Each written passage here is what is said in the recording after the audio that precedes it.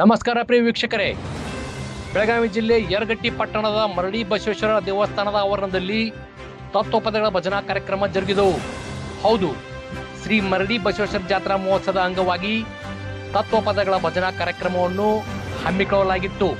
ಭಜನಾ ತಂಡಗಳಾದ ಶ್ರೀ ಬಸವೇಶ್ವರ ಭಜನಾ ಸಂಘ ಶಿರವಾಡ್ ಮತ್ತು ಶ್ರೀ ರಾಮಲಿಂಗೇಶ್ವರ ಭಜನಾ ಸಂಘ ಕನಕನೂರ್ ಇವರಿಂದ ಅದ್ದೂರಿಯಾಗಿ ಭಜನಾ ಪದಗಳು ಜರುಗಿದವು. ಈ ಸುಂದರ ಕ್ಷಣದಲ್ಲಿ ಮುಖ್ಯ ಅತಿಥಿಗಳಾಗಿ ಮಾತನಾಡಿದ ಕಾಸಿಂ ಜಮಾದಾರ್ ಮಾತನಾಡುತ್ತಾ ಕಾಯಕವೇ ಕೈಲಾಸ ಎಂಬ ವಚನದ ಪದನ ಹೇಳಿ, ಜೊತೆಗೆ ಇಂಥ ಕಾರ್ಯಕ್ರಮ ಹಮ್ಮಿಕೊಂಡಿದ್ದು ಶ್ರೀ ಮರಡಿ ಬಸವೇಶ್ವರ ಟ್ರಸ್ಟ್ ಕಮಿಟಿಯವರಿಗೆ ಆ ಭಗವಂತ ಒಳ್ಳೆಯದು ಮಾಡಲಿ ಎಂದು ಬಹಳ ಮಾರ್ಮಿಕವಾಗಿ ಮಾತನಾಡಿದರು. ಗೌರವ ಸನ್ಮಾನ ಸ್ವೀಕರಿಸಿ ಮಾತನಾಡಿದ ಕೃಷಿ ಅಧಿಕಾರಿ ಶಿವಪ್ರಕಾಶ್ ಪಾಟೀಲ್ ಮಾತನಾಡಿ, ಇಂಥ ಒಳ್ಳೆಯ ಕಾರ್ಯಕ್ರಮ ಯರಗಟ್ಟಿ ಪಟ್ಟಣದಲ್ಲಿ ನಡೆದಿದ್ದು ಪುಣ್ಯ.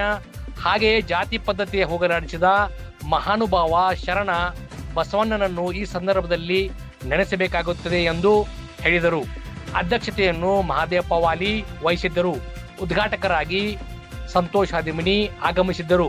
ಮುಖ್ಯ ಅತಿಥಿಗಳಾಗಿ ಮಾಂತೇಶ್ ಜಕಾತಿ, ಶಿವಶಂಕರ್ ಪಟ್ಟೇದ್, ರಮೇಶ್ ಗೌಡ ದೇವರೆಡ್ಡಿ, ಶಶಿಕಾಂತ್ ಹಾದಿಮನಿ, ವಿರೂಪಾಕ್ಷ ಮದ್ದಾನಿ, ಉಮೇಶ್ ಇಟ್ನಾಳ್, ಬಸಯ್ಯ ಹಿರೇಮಠ್, ಶಿವಲಿಂಗಪ್ಪ ವಾಲಿ, ಇಮಾಮ್ ಸಾಬ್ ಹುಸೇನ್ ನಾಯ್ಕರ್, ಬಸಲಿಂಗಪ್ಪ ಪಟ್ಟಣ್ ಶೆಟ್ಟಿ, ರಮೇಶ್ ಪಾಟೀಲ್, ಮಹಾಂತೇಶ್ ಕರ್ಜಗಿಮಠ್, ಮಾರುತಿ ಬನ್ನೂರ್, ಮುದುಕಪ್ಪ ತಡಸ್ಲೂರ್, ತುಕಾರಾಮ್ ಕಮತ್ಗಿ ವೇದಿಕೆ ಮೇಲೆ ಆಸನರಾಗಿದ್ದರು. ಗೌರವ ಸನ್ಮಾನಿತರಾಗಿ ಶಿವಪ್ರಕಾಶ್ ಪಾಟೀಲ್, ಲಕ್ಕಪ್ಪ ಜಗದಾರ್ ಉಪಸ್ಥಿತರಿದ್ದರು. ಕಾರ್ಯಕ್ರಮದ ನಿರೂಪಣೆಯನ್ನು ಸದಾನಂದ್ ಹನಬರ್ ನೆರವೇರಿಸಿದರು. ಪ್ರಸಾದ ಸೇವೆಯನ್ನು ಶಶಿಧರ್ ರುದ್ರಾಪುರ್ ವಹಿಸಿಕೊಂಡಿದ್ದರು. ಇದು ಇವತ್ತಿನ ಅಪ್ಡೇಟ್. ಟಿವಿ 24 ಪ್ರೈಮ್, ನಿಮ್ಮ ಒಳಗಿನ ಧ್ವನಿ. ಉದ್ಘಾಟನಾ ಸಮಾರಂಭ ಜ್ಯೋತಿ ಬೆಳಗಿಸುವುದರೊಂದಿಗೆ ಕಾರ್ಯಕ್ರಮಕ್ಕೆ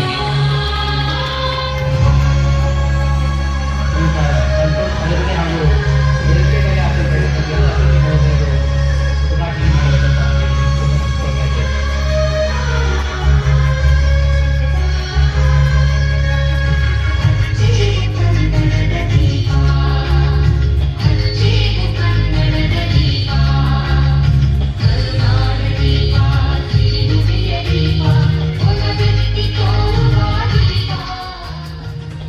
ಜ್ಯೋತಿ ಬೆಳಗುವುದರೊಂದಿಗೆ ಈ ಕಾರ್ಯಕ್ರಮಕ್ಕೆ ಚಾಲನೆ ನೀಡಿರತಕ್ಕಂಥ ಸಂತೋಷ್ ಹಾದಿಮನಿ ಹಾಗೂ ವೇದಿಕೆ ಮೇಲೆ ಹಾಜರಿರತಕ್ಕಂಥ ಎಲ್ಲ ಗಣ್ಯಮಾನ್ಯರಿಗೆ ಅಭಿನಂದನೆಗಳನ್ನು ಸಲ್ಲಿಸ್ತಾ ಇದ್ದಾರೆ. ತಿಳಿದ್ರು ಮುಖ್ಯವಾಗಿ ನಾವು ಹಬ್ಬ ಹರಿದಿನಗಳನ್ನ ಯಾಕೆ ಮಾಡಬೇಕು ಅಂತಂದ್ರ ಈ ಒಂದು ಜಾತ್ಯತೀತವಾಗಿ ನಾವು ನಮ್ಮನ್ನ ಬಿಂಬಿಸ್ಕೋಬೇಕು.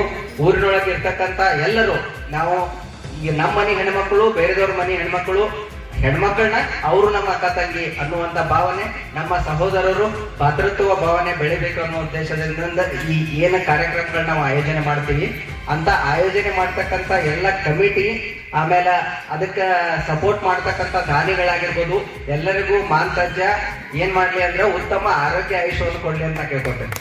ಯಾಕಂದ್ರೆ ಅಂಥವ್ರು ಆಯೋಜನೆ ಮಾಡೋರು, ಅದನ್ನ ಸಪೋರ್ಟ್ ಮಾಡೋರು, ಪ್ರೋತ್ಸಾಹಿಸೋರು, ಅದಕ್ಕೆ ದಾನವನ್ನಾಗ್ಲಿ ಕೊಡುಗೆಯನ್ನ ನೀಡೋರು ಊರಾಗಿಲ್ಲ ಅಂತಂದ್ರ ನಾವಿಂತ ಕಾರ್ಯಕ್ರಮ ಮಾಡಕ್ ಆಗುದಿಲ್ಲ. ಅವರಿಗೆ ದೇವರು ಏನ್ ಮಾಡ್ಲಿ ಅಂದ್ರೆ ಒದಗಿಸ್ಲಿ ಅನ್ನೋದು ನನ್ನ ಉದ್ದೇಶ, ನನ್ನ ಆರೈಕೆ ಕೂಡ. ಅದಕ್ಕೆ ಮಾಡ್ಲಿ ದೇವರು ಇಲ್ಲಿ ಬಂದಿರತಕ್ಕಂಥ ಎಲ್ಲ ಭಕ್ತಾದಿಗಳಿಗೂ ಹಾಗೂ ಇಲ್ಲಿ ನಡೆದಿರ್ತಕ್ಕಂಥ ಎಲ್ಲರಿಗೂ ಒಳ್ಳೆದನ್ನ ಮಾಡ್ಲಿ. ಇಲ್ಲಿಯ ಇನ್ನೂ ಕಾರ್ಯಕ್ರಮಗಳು ಕೂಡ ಇನ್ನೂ ಹೆಚ್ಚಿನವಾಗ್ಲಿ. ಆಮೇಲೆ ಊರಿನ ಜನತೆಗೆ ಒಂದೇನಾದ್ರು ಸಂದೇಶವನ್ನು ಕೊಡ್ತಕ್ಕಂಥ ಕಾರ್ಯಕ್ರಮಗಳಾಗ್ಲಿ. ಅದರಿಂದ ಮನೆಯಲ್ಲಿ ಇರ್ತಕ್ಕಂಥವ್ರಿಗೆ ಸಂಸ್ಕಾರ ಆಗಿರ್ಬೋದು, ಆಮೇಲೆ ಒಳ್ಳೆಯ ನಡತೆಗಳಾಗಿರ್ಬೋದು, ಆಮೇಲೆ ಕೆಟ್ಟದ್ದು ಒಳ್ಳೆಯದು ಕೆಟ್ಟದ್ದು ಯಾವುದು ಒಳ್ಳೇದು ಯಾವ್ದು ತಿಳ್ತಕ್ಕಂಥವು ಈ ತತ್ವ ಪದಗಳ ಮುಖಾಂತರ ನಾವು ಏನ ಹೇಳ್ತೀವಲ್ಲ ಅವು ತಿಳಿದು. ಈಗ ಏನೈತಿ ಜೀವನದಾಗ ಹೋಗೋದೈತಿ ಮಣ್ಣಾಗ ಅಂತಾರಲ್ಲ, ಅಲ್ಲಿ ಏನೈತಿ ಅನ್ನೋದು ಆ ತತ್ವ ಪದದಾಗ ಅವ್ರು ಹೇಳ್ತಾರಲ್ಲ, ಆ ಹಾಡನ್ನ ನಾವು ಅರ್ಥ ಮಾಡ್ಕೋಬಹುದು.